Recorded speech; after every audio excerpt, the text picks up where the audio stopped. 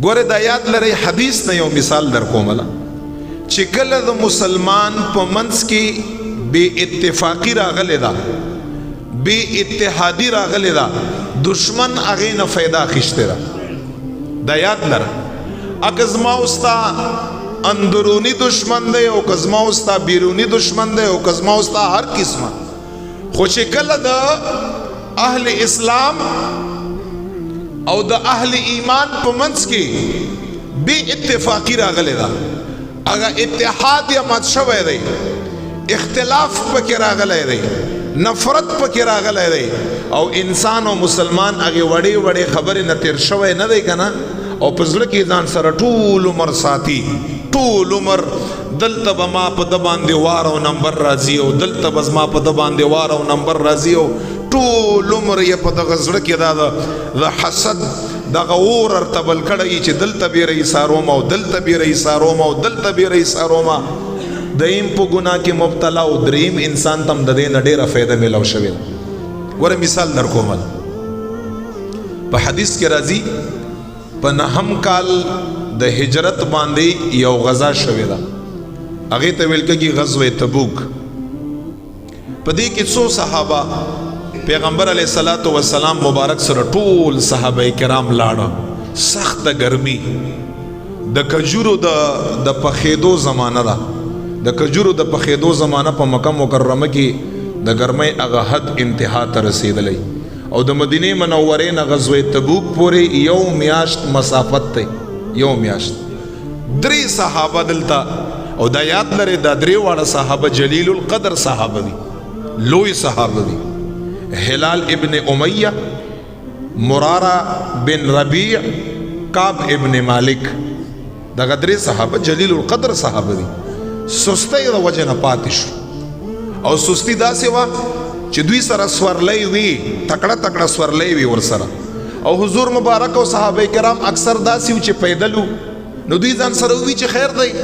که یو ورځ مزل وکړه ودې کا سباله به پسې روان شو اسې موږ سره سورلی شته 2 ورځې بعد به پسې روان شو 3 ورځې بعد به پسې روان شو مطمئن و بس په دې کې دا خبره تر ورسسته شوه او که فکر هم کړی بعضې وخت کې چې یو انسان لږه ډیلایي په یو شي کې وکړه که نه بس بیا تلای هم نشي ښه سترګې شرمږي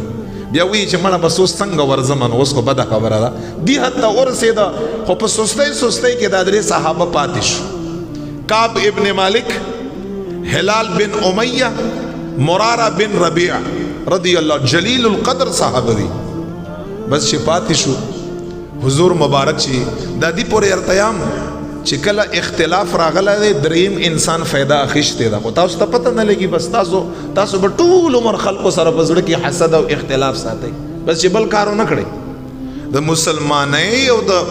د اسلام خو هم څه تقاضا ده مومنان ځانته یې مومنان اهل ایمان اهل اسلام نورو خلقو د پاره به مونږ رول ماډل جوړو نورو خلقو د پاره دا کافر او مغرب قسم په خدای چې نن اسلام له ناراضي کنه ناراضي اسلام لا هغوی ته مونږ غلط تصویر د اسلام پیش کړی دی اب سرش ای چې دا به اتفاقی دا اختلافات دا حسدونه دا یو بل سره نفرت دا اسلام دی دا ایمان دی دینه خو دوی چې په ظاهر باندې مونږ خیو دا وګوره فلسطین په خلاف باندې ټول سره ولاړ دي که نه دي ولاړ ټول سره ولاړ او علی الاعلان ولاړ دي او علی الاعلان دی یو بل امداد کا مونږ او تاسو زبانی جمع خرج چې څه ته ویل کې کتاب وکړم فلان بو هیڅ شی نشي کړای ته یې به خندا مسلمان ته هیڅ شی نشي کړای ستا خپل تاریخ هیر کړی دی خپل تعلیمات د اسلام د هیر کړي دي حضور مبارک نقش قدم د پرېښودی دی د مغربي په طریقو په تهذیب باندې روان انسان یې ولاکې هیڅ شی مو کړي هیڅ شی نشي کولی څه شی به وکړي دغه درې صحابه چې کله پاتې شو نبی علیہ الصلوۃ والسلام مبارک په واپسۍ کې راغی صحابه کرامو ته څه فرمایي یو به ورسره خبرې نه کړئ زبم خبر نور سره کوم تاسو به نور سره کړئ سلام جواب بم تر نه اخلئ دا د خدای پاک جل جلاله طرف نه حکم دی لګه زور نه ورکولا خو اس ظاهری خو اختلاف وکنه ظاهری اختلاف دی خفقان دی حتی تر دې پورې چې منځ لراشي جماعت له توجه به نور کوي ولا بس دا درې واړه پرېږدئ څو پورې چې رب لا یزال د دوی په باره کې آیات نی نازل کړی حکم یې نی نازل کړی دا به همداسي دا دوه صاحبان عمر نه لږ زیات وو هلال ابن امیہ او مرارہ ابن ربی بس دوی دواړه صاحبانو ته چې پته ولګېده بس په کور کې کېناست ګوشه نشین شو بس ژړل بیا او رب ته به وی چې زمونږ خطایی ده زمونږ سستی ده مونږ که حالت ده مونږ بې خوندي ده بس چې هر څه مونږ یې منو خدایه توبه م نازله کړي خدایه معافي م نازله کړي خدا کعب ابن مالک چې و دی به جمع له راته ده به جماعت نه پرېښوده جمع له به راغی دی په خپله باندې قیصه کا چې ما ته هغه ورځ م یادې شي چې ما به حضور مبارک باندې سلام واچاوه ما به په صحابو باندې سلام واچاوه وی چې حضور مبارک به ما نه مخ واړاوه صحابو به ما نه مخ واړاوه او کعب ابن مالک فرمای چې زه به دې صف کې به ناستم ما به دې سترګو په کنجو کې نبی علیہ السلام ته کاته نو نبی ما به داسې مخ نه ورګرځاوه خو سترګو په کنجو کې نو حضور مبارک باسې لږ لږ ماتم راکاته ځکه صحابي و خو چې ما به مکمل نبی علیہ السلام ته ور وکاته بیا به نبی علیہ السلام ما ته نه راکاته خو چې داسې لږ لږ به ما ورکاته نو راکاته بیا سلام په اچوه جواب نه راکوي صحابو ته یا چې زه بخښنه غواړم زه معافي غواړم هېڅوک چاله توجه نه ورکوي څو ورځې وشوې 50 ورځې 50 دن بعد آیاتونه راغلي دي توبه قبول شوې ده خو دلته چې کوم دی کعب ابن مالک دا وګوره باوجود د دې چې څوک ورسره نه ګډږي څوک ورسره خبرې نه کا خو مسجد یې نه پرېښی سلام یې نه پرېښی حضور مبارک سره ناسته او صحبت یې نه پرېښی اوس ګورئ چې کله غسان د قبیلې یو بادشاه دی حدیث مبارک کې راځي چې کله هغه ته پته ولګېده چې دا درې صحابه پیغمبر علیه السلام پرېښودي دي او دغه دریو صحابو